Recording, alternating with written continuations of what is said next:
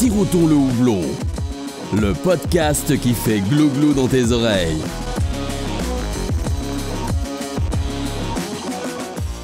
Salut à tous, c'est Alexandre de Sirotons le houblon. On se retrouve pour un nouvel épisode du podcast, un épisode rencontre avec, et aujourd'hui on rencontre le Paris Beer Club. Donc je suis là très bien entouré, j'ai même pas assez de micro pour tout le monde, et donc je vais les laisser se présenter. Alors, qui veut débuter ? Alors moi je suis Laurent Sicurel, un des fondateurs de la Fine Mousse, la Robe et la Mousse et la Compagnie des Boissons Vivantes. Et j'ai vécu le début du Paris Beer Club. Enchanté. Donc du coup, ouais, je ne l'ai pas précisé, mais c'est vrai que là, on est bien accueillis pour l'enregistrement. On est à la Fine Mousse. Dans la cave de la Fine Mousse. Dans une cave avec une magnifique vue sur plein de très très belles bouteilles. Et derrière toi, tu peux pas le voir, mais il y a un joli logo avec marqué « Ce qui se passe dans la cave reste dans la cave ». Je suis désolé, ça va être diffusé par contre. Ça ne restera pas dans la cave. Ouais. Bonjour, moi c'est Marion. Je suis dans l'association depuis 4 ans et depuis 3 ans dans le CA de l'association Paris Beer Club. Et cette année, je m'occupe plus particulièrement de tous les événements qui sont organisés par l'association. Enchanté. Bonjour, Jérémy Guinberto, donc dans l'association depuis quelques années, j'ai plus le chiffre en tête. Et cette année, j'ai surtout travaillé sur la coordination, en gros, du salon qui fera partie du festival, donc au Ground Control. Le grand final, ça. Enfin, je sais pas comment on l'appelle exactement. Le nom a un peu changé, donc c'est sur Paris Beer Festival. Ouais. Et la clôture du Paris Beer Festival au Ground Control. Bonjour, moi c'est Pauline Paramo et je suis responsable bénévole de la communication du Paris Beer Club. Je suis dans l'association depuis 2 ans, à peu près, 2 ans et demi peut-être, et membre du conseil d'administration depuis 1 an. Voilà. Super. Du coup, je propose qu'on enchaîne directement. On va commencer par présenter un peu le Paris Beer Club, parce que tout le monde ne connaît pas forcément. Donc, le Paris Beer Club, c'est une association où le but, c'est, grosso modo, si je dis pas de bêtises, de promouvoir la bière artisanale, les brasseurs et toutes les personnes, on va dire, qui font partie du milieu brassicole, français particulièrement, peut-être francilien même. Oui, Île-de-France. Ouais. Île-de-France particulièrement, ouais. D'accord. Donc, ça a été créé, alors j'ai mes notes. Je dis pas de bêtises, en 2010 ? Alors l'association a été créée en 2010. Après, l'activité même du Paris Beer Club, c'est plutôt autour de 2013. D'accord. Et donc du coup, ça se présente comment les événements ou que fait le Paris Beer Club pour la promotion de la bière ? Alors le Paris Beer Club, c'est en fait la base du Paris Beer Club, quoi. L'événement principal qu'organise le Paris Beer Club, c'est une semaine d'événements. D'accord. Avant, ça avait un autre nom, ça s'appelait la Paris Beer Week. Et ça a été renommé le Paris Beer Festival pour un côté plus festif et un petit nom sympa, quoi. Et c'est basé sur un certain nombre de bars, de restaurants, de caves, de brasseries partenaires qui organisent des événements tout au long de la semaine. D'accord. Et avec un petit festival, un petit salon de clôture sur les 2 derniers jours, quoi. Le dernier jour, les 2 derniers jours suivant les années, mais maintenant depuis 2-3 ans, c'est 2 jours. Okay. Donc là, le Paris Beer Festival qui va avoir lieu bientôt, c'est donc en octobre, si je dis pas de bêtises, du 3 au 11 pour la semaine complète. Ouais, c'est bien ça. Ouais. D'une même voix. Et en fait, le week-end, on appelle ça week-end de clôture. Avant, c'était grand final, maintenant week-end de clôture. Voilà. Faire attention à la... En fait, c'est plus simple, parce que quand on parle de finale, on se comprend entre nous. Ouais. Mais là, des gens qui sont à l'extérieur, qui n'ont jamais entendu parler de ce festival ou quoi que ce soit, le final, ça pouvait ne pas être assez direct. Donc, on a voulu simplifier tout ça en termes c'est juste de la communication. D'accord. En dehors du festival, il y a la possibilité pour qui le souhaitent d'adhérer à l'association, si je dis pas de bêtises. Ouais, tout à fait. En fait, à l'origine du Paris Beer Club, c'est quelques professionnels. Donc c'était en 2013, 2012, 2013. Il y avait Yann d'Outland, il y avait Julien Philippe des 3-8, il y avait Claudia du Supercoin. Moi, j'étais aussi parmi le groupe. Il y avait un ancien distributeur qui n'existe plus avec Will. Il y en avait d'autres. On était toute une bande de potes qui avaient différents business dedans. On a voulu créer une semaine dédiée à la bière. Et comme on se connaissait tous, on a eu l'idée de faire une semaine d'événements. Et donc ça, c'était un peu la genèse, mais en fait, l'assaut qu'on a repris est basé sur des bénévoles et des membres et des adhérents. Et elle a pris le nom Paris Beer Club au fur et à mesure des années, à un moment. Et l'idée, c'est vraiment une bande de gens qui sont fédérés autour de la bière artisanale et dont la passion est de promouvoir la bière artisanale avec les valeurs communes que représente le Paris Beer Club. Ça me fait penser juste une petite question, je suis un petit peu en dehors de ce que j'avais préparé, mais du coup, c'est pour toi, ou pour on va dire le Paris Beer Club de manière générale, c'est quoi la définition de la bière artisanale ? Qu'est-ce qui est artisanal, qu'est-ce qui ne l'est plus ? Très bonne question. On a eu de très très longues soirées en 2013 où toutes les réunions qu'on faisait, c'est-à-dire une fois par mois à peu près, on ne parlait que de ça, de comment définir artisanal, comment définir indépendant. Est-ce que Gallia et Demory, qui étaient à l'époque les bières parisiennes, il y avait Goutte d'Or qui venait de s'ouvrir, il y avait le Frog et machin, et sinon il y avait Gallia et Demory qui étaient là depuis 2010, à peu près 2009. Et est-ce que ce sont des bières artisanales ? Ils brassaient à façon ailleurs. Bon bref, on a passé beaucoup de soirées à discuter de ça. Donc je ne donnerai pas la réponse. Le mieux c'est de venir au club, de discuter avec les gens, de boire des coups et de se faire son idée soi-même, parce que au final, ce qui est sympa, c'est que la plupart des gens du club ont à peu près la même idée de ce que représente artisanal, en fait. Très bien. Donc, une réponse sans réellement de réponse derrière. Je sais pas si quelqu'un d'autre a une opinion, mais... Non, c'est une bonne com pour faire venir des gens. Ah bah oui, non, ouais. On cherche aussi, en fait, à pas réduire l'association Paris Beer Club à seulement un festival. C'est vraiment toute l'année qui se passe des activités. C'est toute l'année que l'asso est active. Par exemple, l'année dernière, on a tenu un bar pour la Nuit des Relais, qui est organisée par la Fondation des femmes. Et donc, on tenait les bars en fait, qui servaient à animer un petit peu la soirée. On a également participé à l'inauguration de la Cité Audacieuse, toujours avec la Fondation des femmes, donc qui est un lieu dédié pour l'égalité. Et c'est outre ces gros événements, c'est aussi après des petites soirées festives entre bénévoles, entre adhérents, c'est des activités, c'est vraiment faire vivre les lieux craft, si on peut dire, toute l'année. Si je suis adhérent du Paris Beer Club, qu'est-ce que le Paris Beer Club peut m'apporter et qu'est-ce que je peux apporter aussi au Paris Beer Club ? Alors, on propose des petites réductions dans un peu tous les lieux qui soutiennent l'association, dont la Finous, bien évidemment. Donc c'est une bonne manière aussi de pouvoir découvrir des nouveaux lieux. On se dit, là, il y a peut-être des choses à tester. Ce bar-là, il propose une soirée sympa. On répertorie tous les événements de chaque semaine, tous les lundis, dans un post Facebook qui s'appelle le Beer Agenda. Et également après c'est aussi pouvoir rencontrer des gens, un peu discuter de sa passion et puis pouvoir se rassembler et puis bien sûr boire de la bière. C'est important. C'est beaucoup de partage, beaucoup de rencontres et ça permet d'ouvrir des nouvelles horizons. En fait, on a tous notre zone de confort, on le retrouve dans la bière comme on peut le retrouver dans d'autres secteurs et ça nous permet d'un peu de sortir de cette zone de confort. Et après, pour l'autre partie de ta question, qu'est-ce que toi ou de manière générale les personnes peuvent apporter à l'association, c'est des initiatives. Par exemple, cette année, on a un adhérent qui est dans l'association depuis quelques années qui a dit moi j'aimerais lancer le podcast pour le Paris Beer Club. J'allais en parler justement, voilà. Il y a un podcast aussi. Voilà.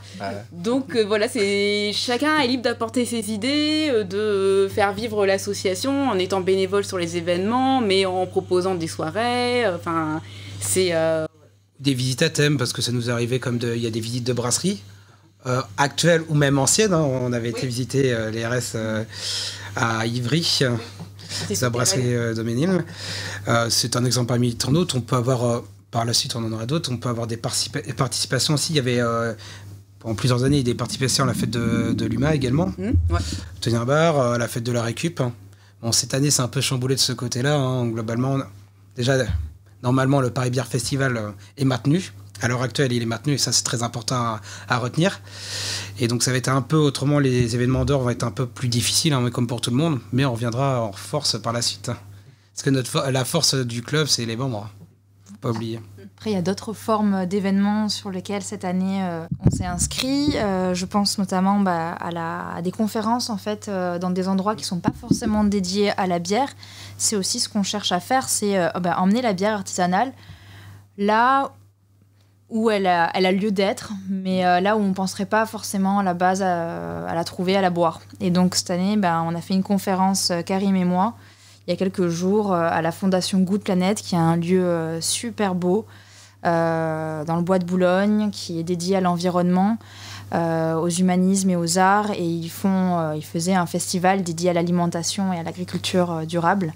Et donc, ça faisait complètement sens qu'on aille chez eux faire une conférence dégustation, présenter 3 bières produites localement ici. Voilà. Je voulais juste revenir un petit peu quand même sur la composition du Paris Beer Club, parce que, tu l'as évoqué tout à l'heure, ça a débuté avec des professionnels. Au final, maintenant, on voit que, si je dis pas de bêtises, le bureau est quand même représenté. Il y a 12 personnes au total dans le...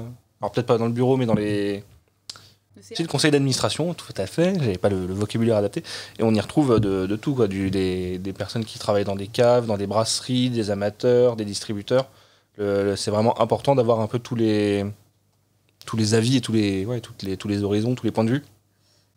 Historiquement, on a toujours voulu que le bureau principal, les 3-4 du bureau officiel, soient des non-professionnels. D'accord. Il y a eu une fois ou deux d'exceptions, mais en général, c'était des non-professionnels. Et par contre, on a toujours aussi voulu, pour le côté historique, et je ne sais plus d'ailleurs si dans le dernier c'est encore comme ça, mais qu'il y ait une représentation des professionnels qui ont justement un peu fondé ça et qui représentent un peu l'univers de la bière artisanale à Paris, quoi, avec ses corps de métier. Qui ont un représentant au conseil d'administration et qui sont là pour expliquer un peu c'est quoi leur métier et proposer des choses, quoi. Mais la base même de l'asso reste une asso à but non lucratif, organisée par des bénévoles, et sur les 300 membres, la grande majorité sont des particuliers. Oui, parce que là, d'ailleurs, c'est assez frais, là, 300 membres atteints il n'y a pas très longtemps, si je dis pas de bêtises, il y a quelques jours. C'est ça. On est même passé à 302, 303. Je sais pas s'il y a d'autres choses à rajouter sur l'asso en elle-même, ou est-ce qu'on voulait qu'on passe un peu sur le... Si, il y a un petit point aussi, parce que par rapport à ce que disait Pauline sur le fait de participer aux conférences à des endroits un peu différents d'habitude, l'autre but de l'association, c'est aussi de promouvoir la bière artisanale, de venir vers les gens qui ont toujours une idée un peu tronquée de ce qu'est même la bière, sans parler d'artisanal. Qu'est-ce que la bière? Ils connaissent une petite partie, et ils ont pour souvent un petit blocage. On l'a vu du coup samedi, au niveau de la conférence, et on le voit en matière générale au quotidien comme pour tout le monde. Il y a des avis là, même si ça s'améliore, depuis pas mal d'années, la bière commence à redorer son blason, mais c'est vrai qu'il y a beaucoup d'a priori, et les gens connaissent souvent j'aime pas la bière, mais ils ont goûté une petite infinité des possibilités de la bière, et donc généralement quand on me dit ça à quelqu'un aime quand même l'alcool, je trouve toujours une bière qui lui plaira, quoi. Ouais. C'est vrai qu'on a souvent ce retour des gens qui ne sont pas forcément connaisseurs du milieu de la craft.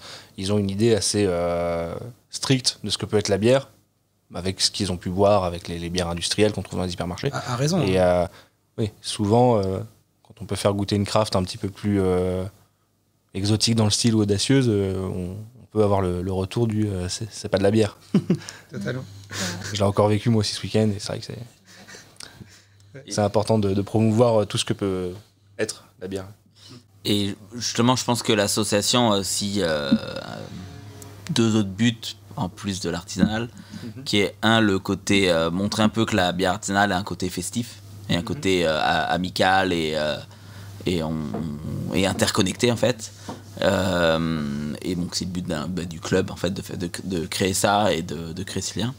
Et je pense que il y a aussi un combat, et là je parle vraiment le terme de combat assez intéressant qu'on partage tous dans le club. Donc chacun avec ses points de vue plus ou moins radicaux, mais c'est le combat de l'indépendance des brasseries, que le club veut défendre et veut surtout faire connaître la notion d'indépendance d'une brasserie.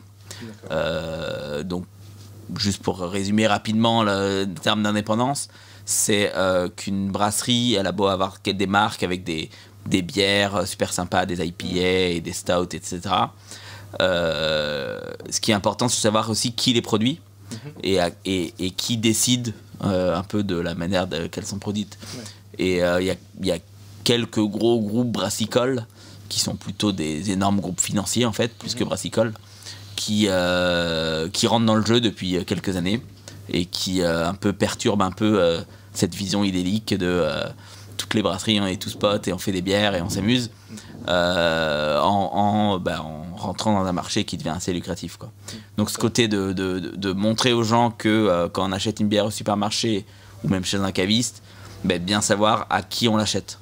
Et que des brasseries comme Lagunitas ou Gallia ou autres ne sont pas forcément 100% indépendantes. Voilà. En fait, c'est des brasseries qui peuvent avoir des bières qui peuvent sembler craft au premier abord, qui ne le sont pas forcément derrière, alors qui sont peut-être craft. Enfin, je pense plus à Lagunitas dans ce que tu disais, qui est maintenant qui appartient à Heineken, qui n'est pas n'est plus produit sur un outil qu'on peut considérer artisanal. Et qui je parle même pas indépendant non plus. Là, on rentre dans les gros débats de définition d'artisanal, définition de craft, etc. Oui, bien sûr. Mais donc il y aura un peu plus mon opinion personnelle, mais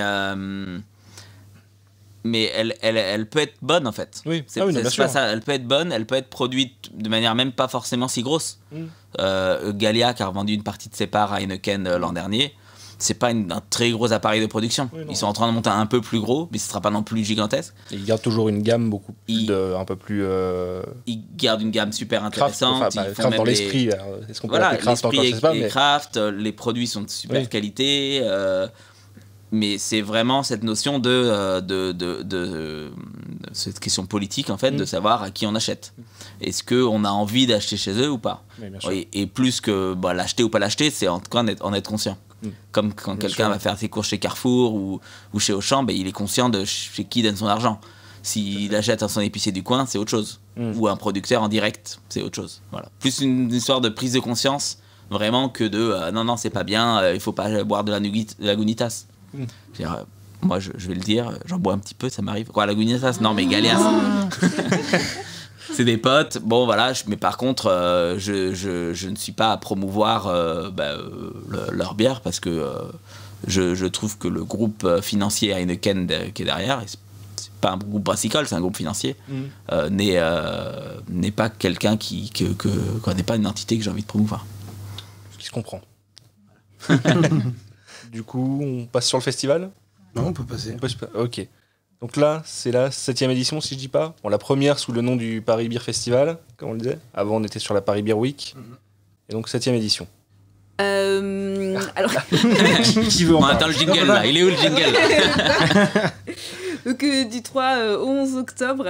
Et là, pour le Paris Beer Festival, et plus précisément, on va dire pour une semaine d'événements du 3 au 9 octobre, on a une 50aine de participants professionnels qui vont organiser des festivités dans toute l'île de France pour pouvoir partager leur savoir-faire, pour montrer ce que c'est que la bière artisanale. Il y aura des démonstrations de brassage, il y aura des dégustations, forcément, il y aura des accords mets et bières. Et ça, du coup, ça va couvrir toute la semaine. Et semaine qui sera conclue donc, pour reprendre les termes, par une clôture au Ground Control. Donc, Ground Control, c'est quoi? C'est des anciens entrepôts en fait, de la SNCF à côté de Gare de Lyon qui s'est transformé en une sorte de bar, mais aussi différents lieux. En fait, c'est un lieu de culture indépendant et vraiment engagé. Donc c'est vrai qu'on se reconnaît un peu dans ces valeurs-là. Déjà, son premier point, c'est intéressant. Et déjà en place, ils ont une librairie, ils ont des différents bars, pas mal de food trucks, de coffee shop, différentes choses. Et nous, on va s'intégrer en fait au sein de ce complexe. Et on va venir en fait avec une quarantaine de brasseurs, avec 40 brasseurs tout simplement. Donc 26 d'Île-de-France et 14 de France. Cette année, c'est un peu différent par rapport aux autres années. Outre le changement de lieu, niveau juste pour commencer par les brasseurs, c'est que dû à la situation sanitaire actuelle, on a choisi de se recentrer sur de la bière française et notamment d'Île-de-France, qui sont un peu à la base aussi de l'association. Tu me coupes l'herbe sous le pied, c'était exactement la question que j'avais préparée, tu vois. J'allais venir justement sur ces 40 brasseries, dont 26 qui sont des brasseries franciliennes. Et voilà, tu me coupes la sous le pied dans le sens où je me demandais si c'était un choix pour promouvoir plus la bière d'Île-de-France, enfin de France de manière générale, mais particulièrement d'Île-de-France, puisqu'on est sur le Paris Beer Club, ou est-ce que le Covid serait un peu dans le jeu? Donc un peu des deux. C'est un peu des deux, et en fait ça a été aussi une opportunité de se recentrer un petit peu et de vraiment faire un événement parisien et un peu d'Île-de-France à la base. Et il y a le deuxième point par rapport aux autres années, on avait quand même plus de brasseries, mais en fait à l'arrivée c'était peut-être un peu trop en fait. L'année dernière on avait pas loin entre 70 et 80 brasseries réparties en deux parties. C'est vrai que ce soit les festivaliers ou même les brasseurs, tout le monde ne s'y retrouvait pas. Et il y avait toujours une petite frustration qui restait parce qu'il y avait beaucoup de choses à voir et à boire. Et à boire, ouais. Et même beaucoup de gens avec qui discuter. Donc c'était aussi la partie de base, même avant le Covid, c'était de réduire un peu ce nombre de brasseries. Donc ça, c'est un peu le premier point. On aura aussi différents partenaires qui seront là. Comme toujours, on aura des différentes conférences sur les 2 jours, dans un aspect un peu dédié sur un peu à part. On a aussi un stand Brassam aussi pour apprendre à comment un peu faire sa propre bière à la maison ou dans sa cave. Il y a plein d'endroits, ou dans sa baignoire tout simplement. Ça, c'est assez à la mode. On n'en a pas encore parlé, mais tu parles du Brassam qui aura donc son stand là-bas. Il y a aussi tout un concours de brassage amateur. Effectivement, il y a aussi un concours de brassage amateur qui est en plein jury actuellement. Donc, on n'a pas d'éléments de réponse. Et je pense que c'était Marion, on parlera un peu mieux. Ouais, cette année, sur le concours, on a dépassé le record, on va dire, d'inscription. On est à 103 inscrits et inscrites pour tenter de remporter donc, nos superbes lots qu'on a depuis 2 ans déjà. Et grâce à nos partenaires, on a notamment Grainfather qui nous soutient, on a Fermentis, on a IFBM, on a également Kikex, donc c'est vraiment des acteurs assez importants qui nous soutiennent, et ça aussi c'est aussi important de pouvoir d'être un petit peu reconnu à ce niveau-là. Et oui, donc du coup ça sera les gros lots à gagner, et également pendant toute la durée du festival, mais pas que, déjà dès maintenant. Vous pouvez découvrir donc la Lanterne Rouge qui a été brassée par Andrew, le gagnant de l'an dernier, avec Brasserie de Lettres. Et donc elle est aujourd'hui à découvrir dans des caves chez Biérocratie, à la Caisse de Bière par exemple. Et également la Grande Concombre, la bière officielle du Paris Beer Festival, qui a été brassée avec Grand Paris et qui du coup a été réalisée avec l'équipe organisatrice du concours de brassage amateur. Donc voilà, c'est vraiment cet aspect brassage, fabrication de la bière qui est aussi important pendant cette semaine. Le concours en lui-même, il se déroule comment? Est-ce qu'il y a un style imposé, ou est-ce qu'on peut brasser ce qu'on veut? Comment est organisé le jury derrière? Alors on peut brasser ce qu'on veut. C'est libre, on n'a jamais imposé de thème spécifique. Cette année, on a un petit peu réorganisé au niveau des dates parce que, situation actuelle, mesure exceptionnelle. Et donc là, les derniers échantillons ont été reçus au début du mois de septembre. Et le jury se compose de professionnels et d'amateurs avertis. On a organisé au début de l'année des sessions de dégustation, par exemple à la Ruée vers l'Orge, chez Ma Bière, avec donc nos partenaires, Fermentis et IFBM, qui sont venus former un jury. Et également donc chez Ma Bière avec Fabien du blog Univers Bière. Donc c'est vraiment des gens qui, on va dire Fabien n'est pas professionnel du milieu, mais il brasse depuis tant d'années. Il a été organisateur des précédentes éditions. Donc c'est vraiment des gens qui s'y connaissent et qui viennent former le jury pour que ce jury puisse être en mesure de pouvoir juger les bières et de pouvoir apporter des indications sur ce qui va pas, ce qui va bien, mais pas être sur le j'aime pas, c'est bon, c'est pas bon, mais pouvoir vraiment donner des pistes d'amélioration, pouvoir vraiment donner un avis concret à la personne qui participe et l'aider après à progresser. Et là, on a une 60aine de personnes dans le jury. Et on connaîtra le vainqueur le 21 septembre. pendant le week-end de clôture, on aura l'annonce, c'est ça? Voilà, l'annonce se fera pendant le week-end de clôture. Et aussi, j'en profite pour remercier Babab qui nous héberge en fait pour les sessions jury. On revient du coup au festival en lui-même. Donc on parlait du coup de ce qu'on pouvait y trouver, des activités. Donc on s'est arrêté à la promotion du brassage amateur. Tout à fait. Alors cette année, de la même manière, en temps normal, on avait pas mal d'animations aussi qui étaient organisées. Covid oblige, ça va être vraiment plus restreint de ce côté-là. Là, on va vraiment se ressentir sur vraiment un moment de partage entre les différentes personnes. Et ce qui est intéressant cette année sur ce lieu-là, on l'avait vu un peu aussi avant les événements récents, c'est l'entrée sera encore libre pour arriver à Ground Control, parce que ça reste quelque chose qui est ouvert à l'extérieur. Et en fait, on rentrera, il y aura la partie où on prendra,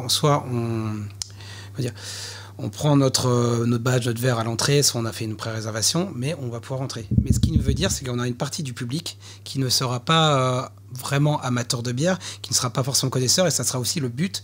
Et on va revenir aussi aux racines un peu de l'association, c'est de faire venir du monde en fait dans cet univers-là. Donc je pense qu'il y aura beaucoup plus de gens néophytes. Donc ça, c'est un aspect assez intéressant, et que ce soit au niveau du partage entre les différents festivaliers ou même avec les différents brasseurs. Puis ce sera de la découverte justement pour ces néophytes. Ils vont en prendre plein les papiers.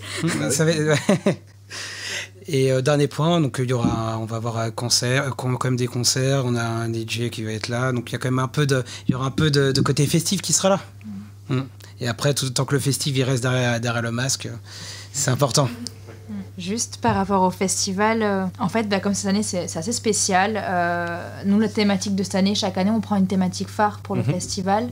Donc l'année dernière, c'était les femmes, en tout cas la question d'une certaine misogynie ou sexisme qui peut exister par rapport à la bière, à certains préjugés. Cette année, la thématique, c'était justement l'indépendance des acteurs de la scène brassicole. Ça va des microbrasseries aux caves, en passant aussi par les distributeurs et les bars. Et en fait, la situation du Covid n'a fait que renforcer ça, n'a fait que renforcer certaines difficultés et la solidarité qu'on doit à tous ces artisans, à leur savoir-faire. Et donc, situation exceptionnelle, mesure exceptionnelle, on a décidé cette année d'offrir la participation à toutes les microbrasseries au Grand Contrôle. Donc ça, c'est un geste fort. C'est un geste qui nous a permis d'en avoir 40. Je pense que ça n'aurait pas pu être le cas si on avait dû faire payer la place. Et surtout, c'est un geste qu'on a pu se permettre de faire grâce à Grand Contrôle, avec qui cette année, finalement, on fait une coproduction. Et donc finalement, quand les gens achètent leur bière, 50% va à Grand Contrôle, 50% aux microbrasseries. Mais voilà, c'est un gros geste. Ça me fait penser à 2 points. Le premier, c'est justement d'évoquer comment fonctionne ce week-end de clôture. Donc, on peut acheter des places en pré-achat ou sur place, j'imagine. Voilà, on va avoir des places en pré-achat en ligne. Ça a été lancé cette semaine. Samedi, donc le week-end dernier. Donc, vous pouvez d'ores et déjà réserver vos places en ligne. Deuxième partie, il y aura quand même la possibilité de prendre sur place, parce que ce sera un peu dommage de ne pas pouvoir le faire, sachant qu'on va avoir des personnes totalement néophytes et qui ne vont pas venir pour le festival. D'ailleurs, par rapport aux autres années qu'on était au 104, là on avait vraiment que des personnes qui venaient pour le festival. Donc ça, j'insiste sur cette nouveauté. Donc ça, c'est le fonctionnement global. Vous recevrez donc un verre, un pass pour la journée, et après on prend son verre et son accès, on va dire, au festival. Tout à fait. Après, on va payer directement aux différents brasseurs. Et donc, le système cette année, pareil, on va changer un peu. Les autres années, pour ceux qui sont déjà venus, on avait un système de jetons. Donc là, c'est aussi des nouveautés liées aussi aux règles sanitaires. C'est qu'on se disait qu'échanger des jetons, ça allait être un peu compliqué. Donc, on va passer sur un système un peu partenariat avec LivePay, comme on peut voir dans beaucoup de festivals de musique. Donc au niveau cashless, il suffira de télécharger l'application sans son portable. En parallèle de ça, pour ceux qui n'ont pas forcément de smartphone, donc en plus peut-être encore des 3310 ou des choses du genre, c'est un peu increvable. Donc Et il y aura possibilité d'avoir une carte vraiment limitée sur place pour charger, mais vraiment l'essentiel, parce que prendre une carte comme ça, ce qui sera unique à l'événement, ça reste encore du déchet et jetable. Donc on va vraiment préconiser l'utilisation du portable, tout simplement. L'avantage, c'est que LivePay peuvent être connectés donc directement par carte, donc pas besoin forcément de le charger, parce que je sais que j'ai des retours des gens qui avaient peur là-dessus. Et moi, à titre personnel, pour l'utiliser énormément en festival, l'avantage, le seul problème qu'on avait en festival de musique, c'était des fois les connexions internet pour pouvoir charger. Là, on sera beaucoup plus réduit, on sera vraiment dans Paris au niveau de ground control. Donc là-dessus, on n'aura pas de problème de connexion. Et par rapport à l'AFP aussi, petit avantage, j'ai du mal avec mes liaisons ce soir, c'est qu'ils viennent de mettre en place un code promo, donc PBF 2020. J'en profite pour faire cette petite communication parce qu'en fait ça offre à chaque personne 3 €, et 3 €, c'est une bière spéciale au festival ou 3 bières plus simples, mais voilà, donc c'est toujours un petit bonus, donc n'hésitez pas à télécharger l'application et à rentrer ce code avant de payer, voilà. Parce que pour rebondir, les bières partiront à prix de 1 € au niveau du galopin, puisqu'il y a environ 35 € le galopin environ. Non, c'est une bêtise, mais quoique ça pourrait être possible avec certains, mais pas en France. Ouais. Et du coup, moi, je voulais revenir aussi sur un autre point. Du coup, la crise sanitaire, le Covid, qui a impacté pas mal de microbrasseries. Moi, je l'avais déjà évoqué dans un podcast il y a très longtemps, parce que c'était au tout début du confinement. J'avais pu parler, échanger avec un caviste et un brasseur qui, du coup, à cette période-là, était quand même un peu inquiet parce qu'on ne savait pas où on allait. Maintenant, on a un petit peu progressé. On est 4 mois, ou c'est même plus que ça, 6 mois quasiment après le début du confinement et cet épisode-là. Qu'est-ce qu'il en est maintenant de ces acteurs du milieu, cavistes, brasseurs Côté bar, Laurent, je te laisse en parler. Et puis côté marché général, j'ai peut-être quelques informations que je pourrais donner, mais voilà. Je pense que de toute façon, toutes les entreprises encore sont encore un peu sous le choc. On ne sait pas encore trop où est-ce qu'on va. On en est vraiment qu'au début de l'analyse de ce qui s'est passé, que ce soit pour une brasserie ou pour un bar ou un caviste. Donc certains cavistes ont plutôt bien marché, contrairement à ce qu'on pouvait penser, parce que pendant le confinement, je veux dire. Les brasseries, ça dépendait beaucoup. S'ils étaient très dépendants des bars, ils ont une très très grosse chute. Ceux qui étaient placés en GMS, en supermarché, s'en sont plutôt bien sortis parce qu'il y a une forte augmentation. Donc ça dépend beaucoup aussi de la brasserie. En tout cas, la consommation globale de bière, que ce soit dans les bars, que ce soit pour les brasseries, est quand même en baisse. Ça, faut pas se le cacher. Oui, bien sûr. Donc voilà, donc pour le futur, je pense que personne ne peut le prédire. Hein. Pour l'instant, on fait tous face aux événements et puis certains plus optimistes que d'autres. Et puis, En fait, sur la période de confinement, ça a été assez compliqué pour la plupart des microbrasseries. Selon les chiffres de Brasseurs de France, ça reste les chiffres de Brasseurs de France, mais quand même, ce serait près de 80% du chiffre d'affaires. On parle de pertes pour la plupart des microbrasseries françaises. Donc c'est énorme. En effet, comme disait Laurent, par rapport aux caves, il y a eu un recentrage sur le local, les gens allant près de chez eux, logique. Et puis, je pense, ayant envie aussi de soutenir ce qui se passait, il y a eu j'ai eu l'impression que pendant le confinement, il y a eu un vrai retour au local, un vrai soutien. Suite au confinement, une explosion, voire surconsommation. Les bars ont pu réouvrir, heureusement. Les gens étaient contents de faire la fête et de sortir. Et puis c'était l'été. Donc explosion, surconsommation. Ça a permis de rattraper pour certains.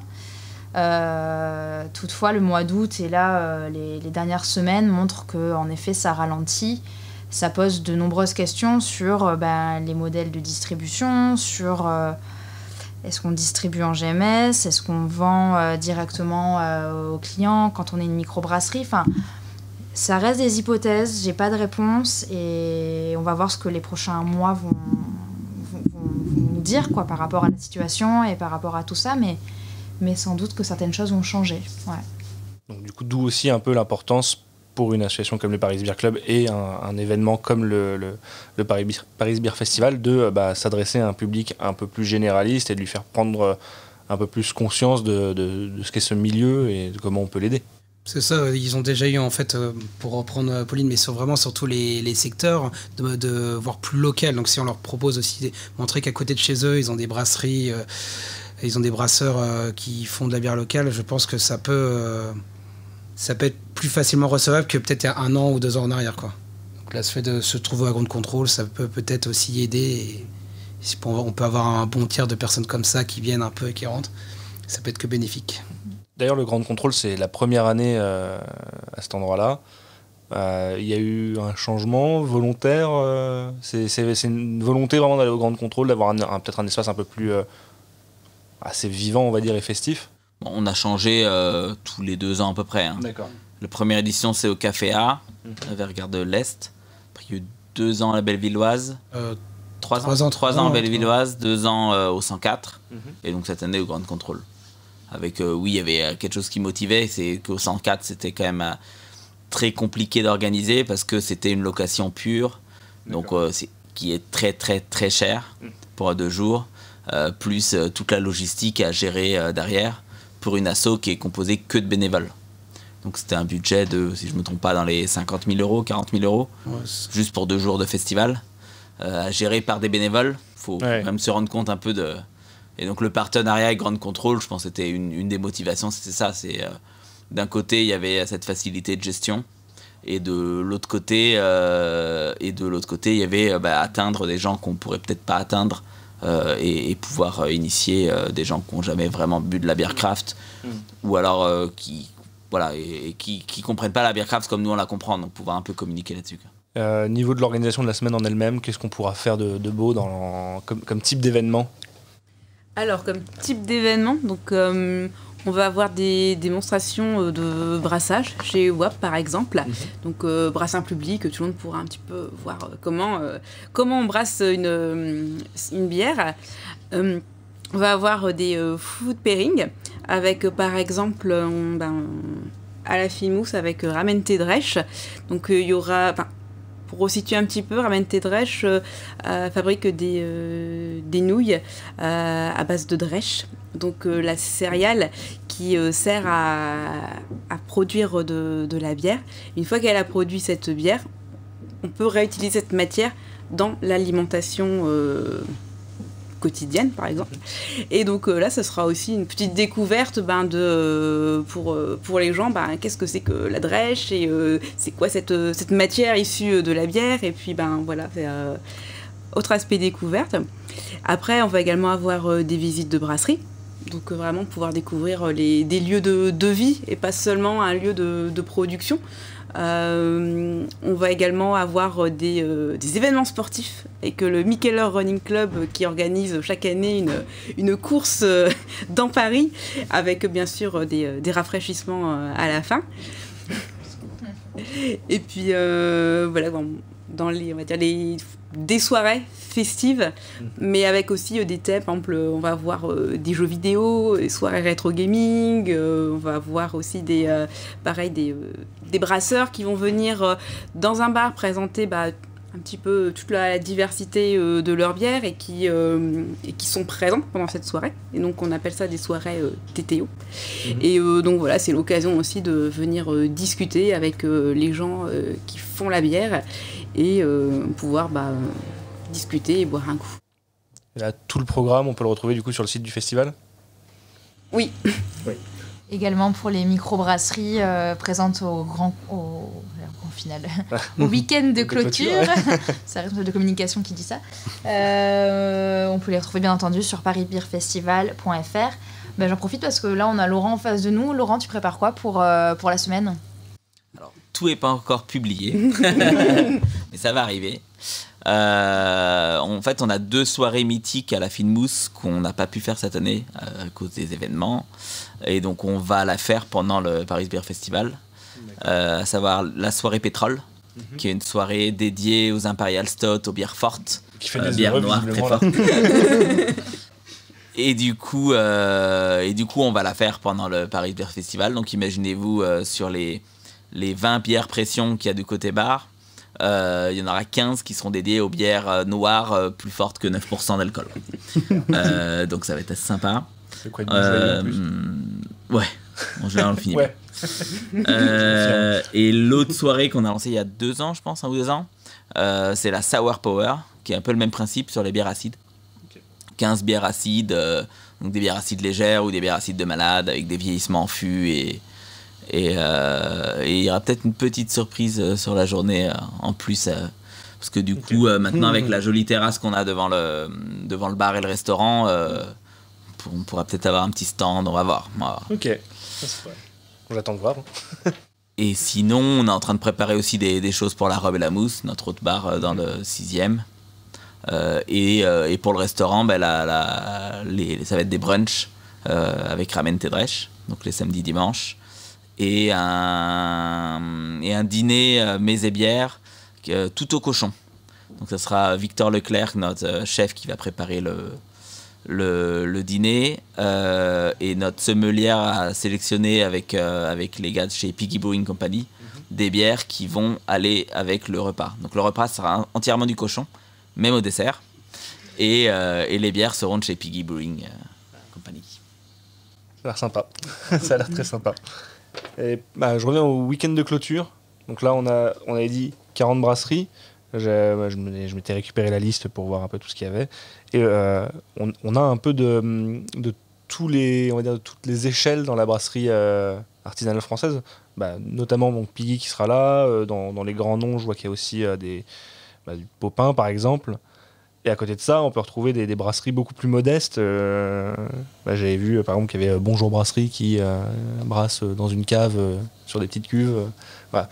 Il y a une volonté d'avoir on va dire une offre assez hétéroclite de brasseurs et de bières. C'est ça, et qui dit local, je dis aussi toute taille, en fait, globalement. On essaie de promouvoir des brasseurs. Donc, on parlait d'indépendants, mais il faut aussi les aider à grandir. Hein. C'est que faut commencer à un moment, et donc c'est bien d'aider à promouvoir. Donc c'est un show aussi.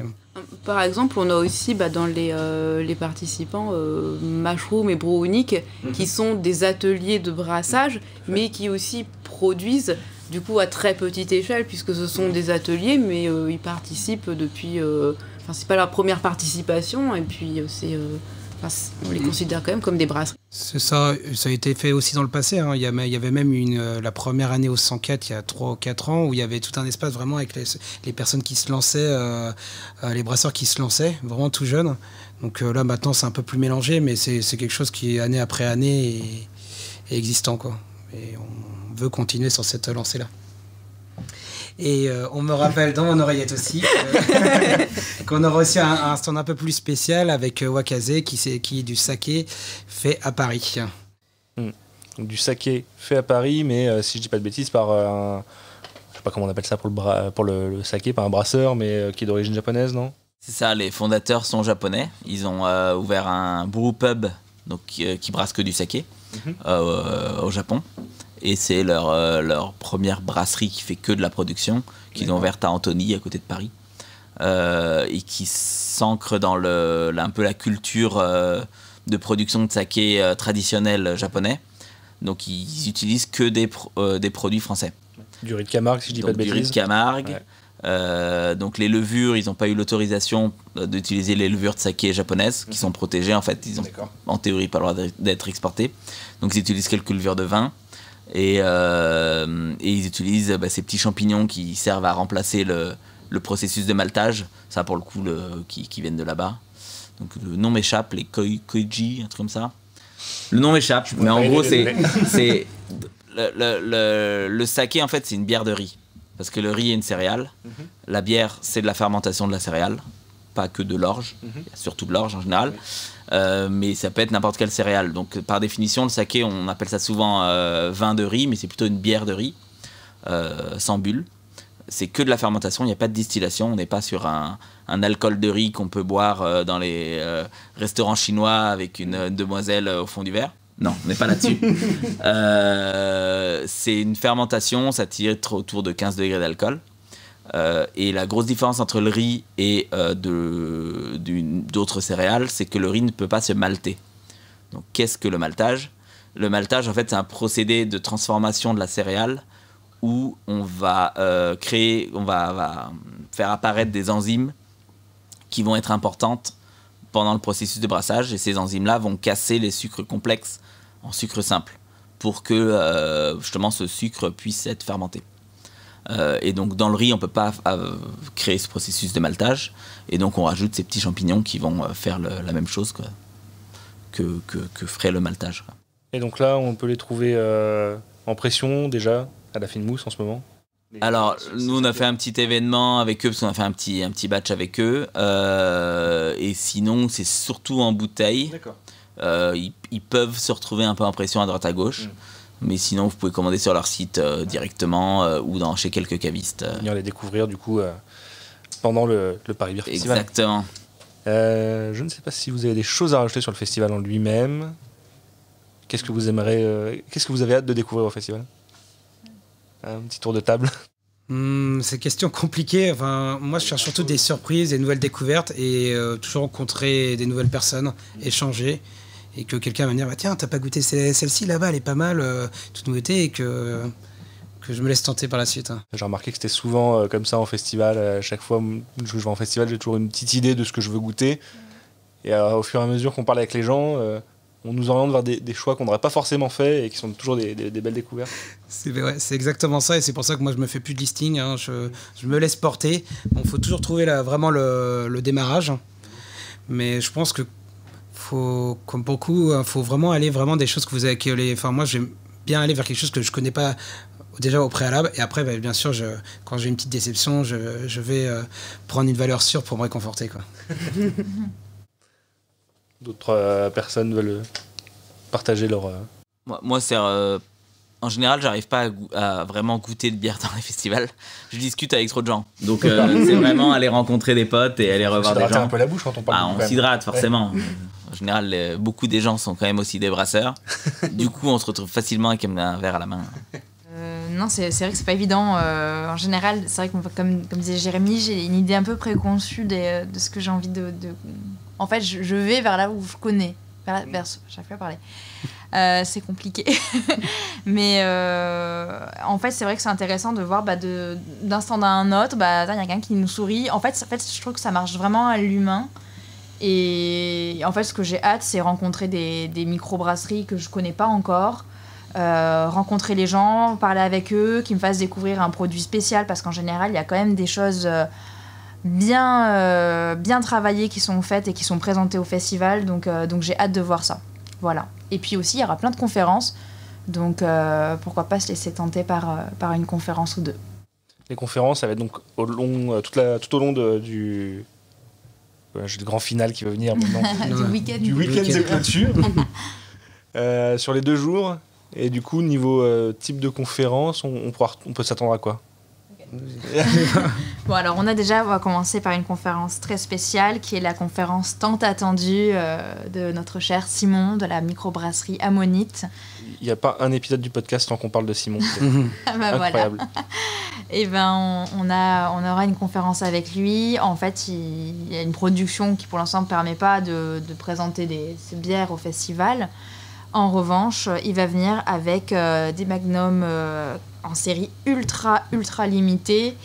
Donc ce sera une conférence dégustée avec Simon et pour présenter les bières et son travail en fait des bières affinées dans des fûts de vin, qui est un travail très spécial et excellent. Et Simon est d'une modestie incroyable à chaque fois. Quand on lui a dit que c'était complet en 2 heures, il comprenait pas.